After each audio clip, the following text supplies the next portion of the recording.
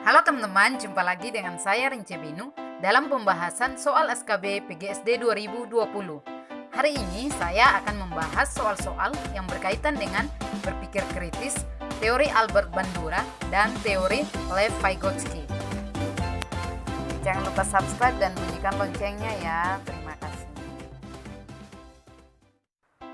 Soal nomor 1. Berikut ini merupakan elemen dasar dalam berpikir kritis menurut Ennis adalah titik-titik. A. Focus, reason, inference, situation, clarity, and overview. B.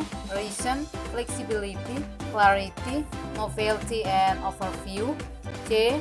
Focus, clarity, flexibility, situation, and reason. D.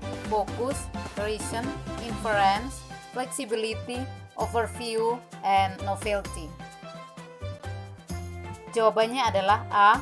Focus, reason, inference, situation, clarity, and overview.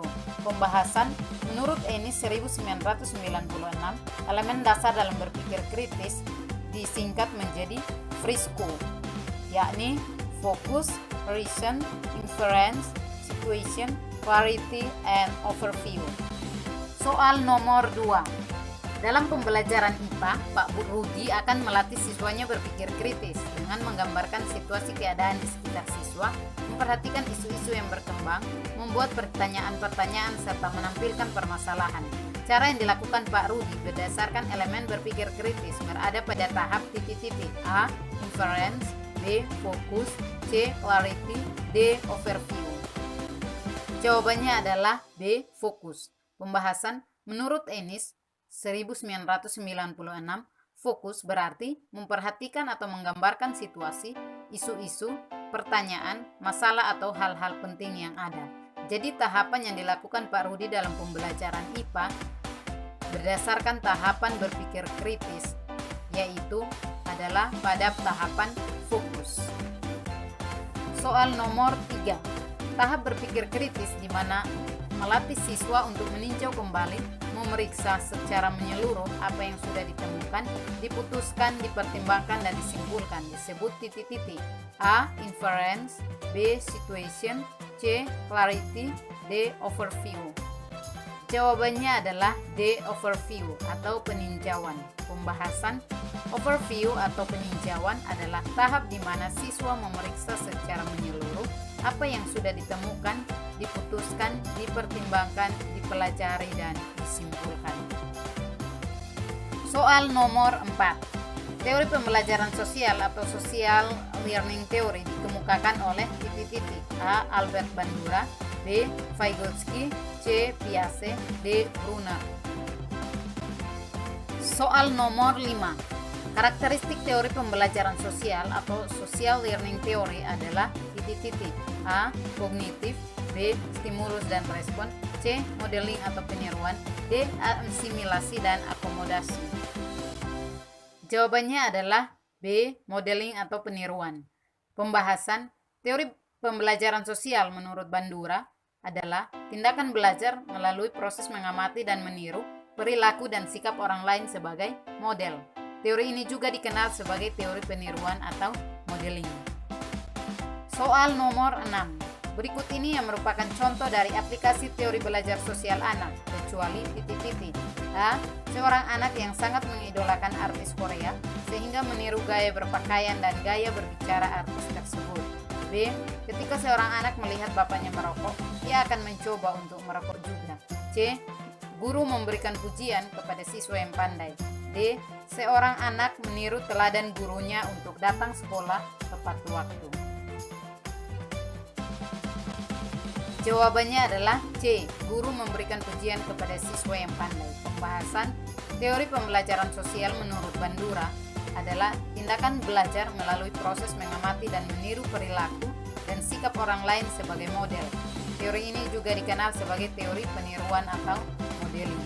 Contohnya, seorang anak yang sangat mengidolakan artis Korea sehingga meniru gaya berpakaian dan gaya berbicara artis tersebut. 2. Ketika seorang anak melihat bapaknya merokok, ia akan mencoba untuk merokok juga. 3. Seorang anak meniru teladan gurunya yang datang sekolah tepat waktu. Soal nomor 7. Teori belajar konstruktivisme dikemukakan oleh A. Bandura, B. Lev Vygotsky, C. Skinner, D. Kohlberg.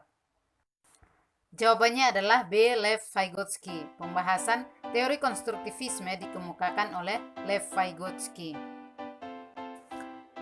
Soal nomor 8. Berikut ini yang merupakan prinsip teori belajar konstruktivisme adalah A. Hasil belajar merupakan respon siswa terhadap rangsangan yang diberikan guru. B. Pengetahuan dibangun sendiri oleh siswa secara personal dan sosial. Siswa aktif mengkonstruksi konsepnya dan guru berperan sebagai mediator dan fasilitator. C. Belajar diperoleh melalui peniruan atau modeling.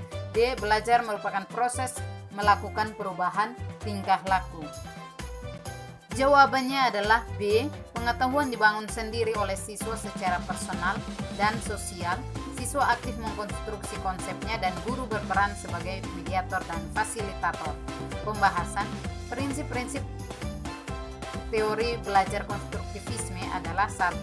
Pengetahuan dibangun sendiri oleh siswa secara personal dan sosial. 2. Siswa aktif mengkonstruksi konsepnya. 3. Siswa aktif bernalar. 4. Guru berperan sebagai mediator dan fasilitator. Soal nomor 9. Menurut Vygotsky, dalam proses perkembangan kemampuan kognitif anak memiliki tahap yang disebut dengan zona of proximal development, yang berarti A. Proses masuknya informasi baru ke dalam skema-skema yang sudah ada. B. Jarak antara tingkat perkembangan yang aktual dengan tingkat perkembangan potensial yang lebih tinggi yang bisa dicapai jika sang anak mendapatkan bantuan dari orang dewasa.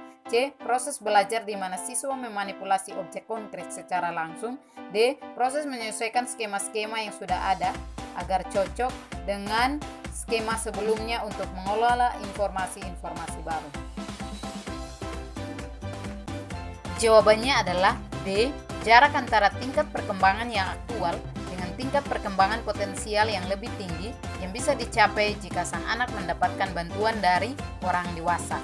Pembahasan menurut Vygotsky, dalam proses perkembangan kemampuan kognitif anak memiliki tahap yang disebut dengan zona of proximal development atau zona perkembangan proksimal, yang berarti jarak antara tingkat perkembangan yang aktual dengan tingkat perkembangan potensial yang lebih tinggi yang bisa dicapai jika sang anak mendapat bantuan dari orang dewasa. Soal nomor 10.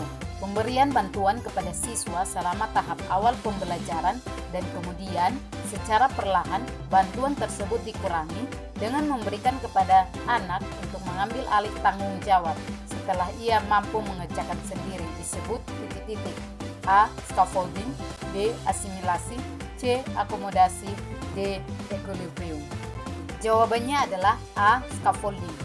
Menurut Vygotsky, scaffolding atau perancahan adalah proses pemberian bantuan kepada siswa selama tahap awal pembelajaran dan kemudian secara perlahan bantuan tersebut dikurangi dengan memberikan kesempatan kepada anak untuk mengambil alih tanggung jawab setelah ia mampu mengerjakan sendiri.